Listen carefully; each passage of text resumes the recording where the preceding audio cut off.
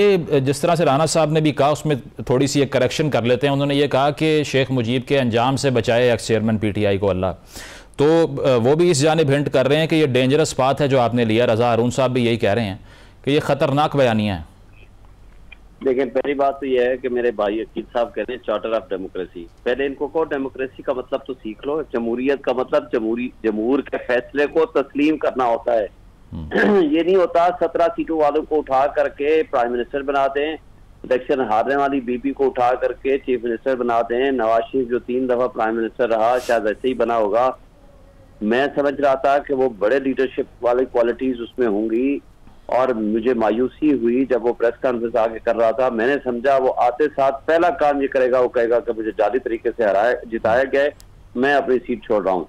सबसे पहले उस एक सीट के छोड़ने ना छोड़ने से फर्क नहीं पड़ना था, लेकिन कम से कम उनकी एक अखलाकी तौर पर यह समझ आता कि वाकई उन्होंने जो झूठ का लबादा जो जुब्बा पहना हुआ है उसको वो उतार फेंकेंगे।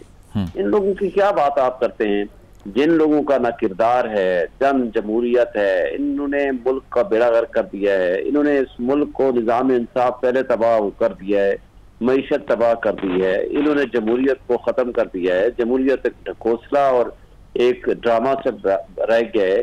तो अगर ये जमहूरियत है और इसको ये जमहूरी इस्तेहकाम की बात करते हैं या चार्टर ऑफ डेमोक्रेसी की बात करते हैं, फिर हम इससे इनके बगैर ही अच्छे हैं। बात यह है कि हम कोई खतरनाक बात नहीं कर रहे। कौमें तरक्की करती हैं अपनी गलतियों से सबक सीख के, जैसे मैंने पहले गुजारिश की।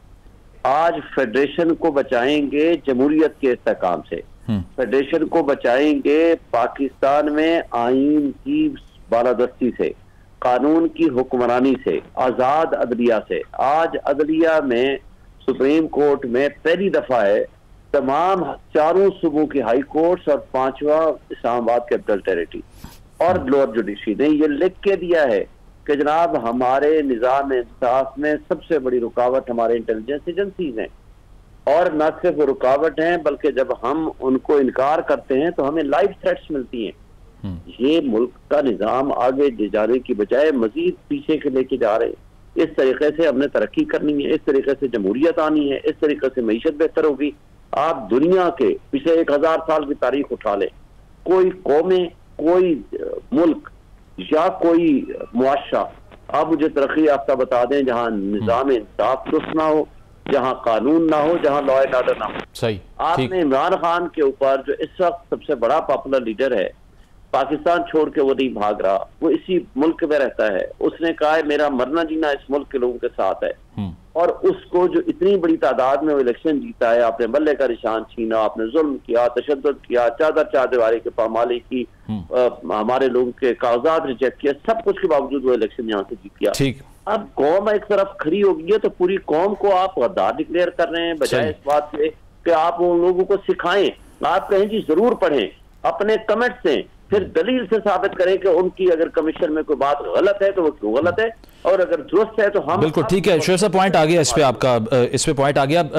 इस पे रजा हारून साहब, ये डेडलॉक जो अब बन चुका है, एक तरफ हुकूमत मुज़ाकरात की बात करती है, फिर पीटीआई का सेक्रेटेरिएट जो है उसको सील कर दिया जाता है, गिरा दिया जाता है इस्लामाबाद में।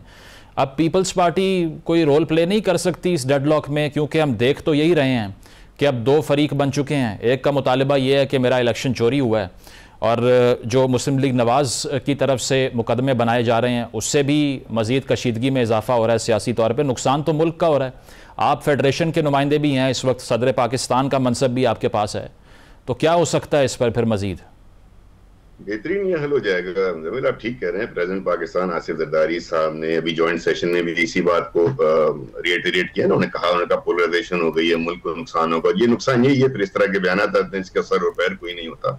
71 के बाद 73 का कॉन्स्टिट्यूशन आ गया ना। जब कॉन्स्टिट्यूशन आ गया, उस कॉन्स्टिट्यूशन के अंदर आपने गवर्नमेंट बना ली। एक कॉन्स्टिट्यूशन है क्या, एक सोशल कॉन्ट्रैक्ट हो गया ना अवाम का अपनी रियासत के साथ। तो उस कॉन्ट्रैक्ट के साथ हम आगे बढ़ रहे हैं। अब लोग कह रहे हैं कि नहीं आप 70 में जाएं, 69 में जाएं, मुझे समझ में नहीं आ रही। हाँ, आज के दौर में, आज जिस हालात में है, प्रेसिडेंट आसिफ जरदारी साहब का बहुत बड़ा रोल है और उस रोल को प्ले करेंगे।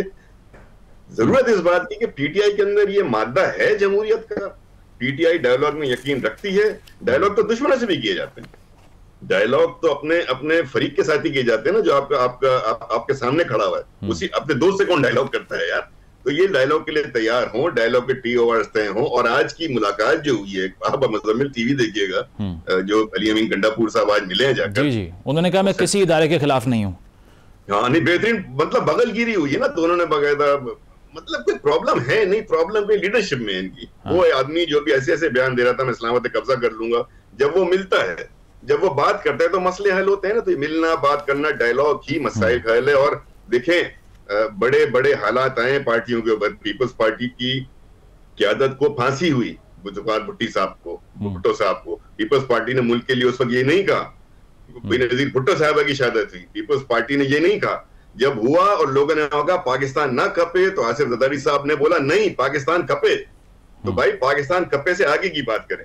आप माजी में जाके जो चीजें करना चाह रहे हैं, वो उस पे अब मेरे ख्याल में उस डिबेट में जाना। रजा साहब, फिर भी देखिए ना, आप समझते हैं कि जिस तरह आपने कहा कि पीटीआई में वो जमहूरियत का आंसर नहीं है, फिर भी आपने पहली ऑफर हुकूमत साजी की उनको ही की, नोइंग दिस। ऑफर नहीं है, उसको ऑफर की मैं समझता हूँ, क्योंकि इनका वकील साहब की पार्टी को अवॉइड कर दिया आपने। 80-90 सीटें हैं, तो 80-90 सीटें वालों को जब ये बहुत वो हो रहा था और यहाँ पे बाकायदा एक कोalition नहीं बन पा रही थी, तो ये कहा गया भाई आपको 80 सीटें, अब आगे बढ़े, गवर्नमेंट बनाए। और गवर्नमेंट बनाने के लिए जो अलायंस करने आपने करे, हमसे बात करें, हमसे करें। लेकिन तो आउटराइट उस आइडिया को ही रिजेक्ट कर दिया ना। डेमोक्रेसी में नंबर्स पे तो उन्होंने बात ही नहीं की। तो मैं नहीं समझता कोई ऐसी ऑफर थी। ये जरूर था कि चूंकि आपका क्लेम है कि आपकी 80 सीटें हैं, तो आइए गवर्नमेंट बनाइए, बना के दिखाइए। लेकिन चूंकि किसी से बात करने को तैयार ही नहीं है, ये तो किसी मामले पे भी सियासत करने को तैयार नहीं है। सियासी रवैयों पे इनका यकीन नहीं है, जमहूरी रवैये इनके नहीं है।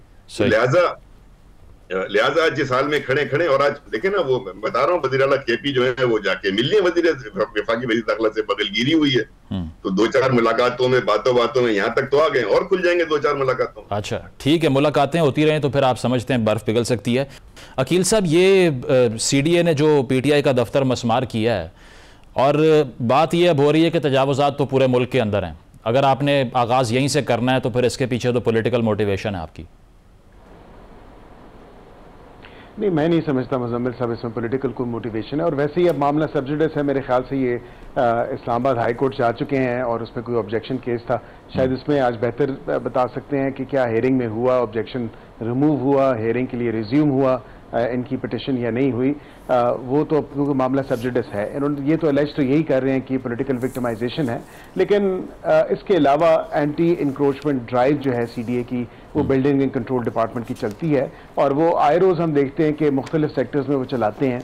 और उन्होंने इनको नोटिस दिए 2020 से लेके 21, 22, 23 ये नोटिस इनको मौसूल होते रहे। और उसके बाद अगर इन्होंने अपनी ड्यू डिलिजेंस नहीं की, और ये कहते हैं, क्लेम करते हैं कि ये किसी और की जगह थी और हमें तो मिली अभी है, तो हमें नोटिस नहीं है, तो वो कहते हैं ना कि मुश्तरी होशियार बाश जो अपनी ड्यू डिलिजेंस कंप्लीट करके जगह लेते हैं, तो इनको चाहिए था कि जगह लेते। एंड हैविंग सेड दैट, मेरे ख्याल से सबसे इंपॉर्टेंट बात यह कि स्टेट लैंड के ऊपर जो इंक्रोचमेंट थी वो तो एक फैक्चुअल पोजीशन है, और स्टेट लैंड के ऊपर जो इन्होंने इंक्रोचमेंट की थी वो तो CDA ने हटवाई और वो मिसमार की। बाकी जो नॉन कन्फॉर्मिंग यूज है इनकी बिल्डिंग का, उसके ऊपर वो सील कर गए और उसके चलें अब कंक्लूजन की तरफ आ